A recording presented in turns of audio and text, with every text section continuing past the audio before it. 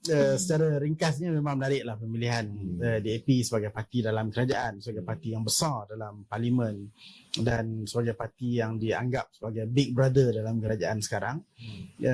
Proses pemilihan ni saya pun tengok dan saya rasa keputusan yang dicapai ni membuktikan bahawa sebenarnya DAP ni at the core, di peringkat asasnya masih lagi parti yang dominan berbangsa Cina.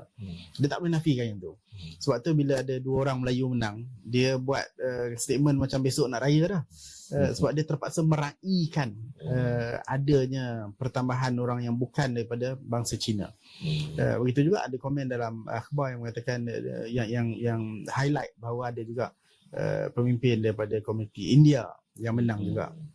Jadi ini bagi saya menunjukkan bahawa DAP ni sedar sebenarnya parti dia adalah parti yang dominannya adalah masyarakat yang berbangsa Tionghoa, Cina.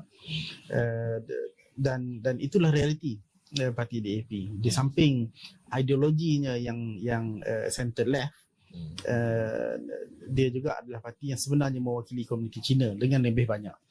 Tapi pemilihan kali ini dia nak cuba tampilkan gambaran yang berbeza lah konon-kononnya mengenai parti tersebut. Itu dia nak tampilkan ni dia nak cuba jual ni betapa parti ni dah berubah, dia akan jadi lebih moderate. Ni kalau saya baca ni pun ada analisa dalam Free Malaysia Today yang mengatakan DAP lebih sederhana tak lama lagi, kata pemimpin. Jadi dia petiklah beberapa orang pemimpin DAP akan jadi lebih sederhana. Maksudnya sekarang ni dia tak sederhana lah.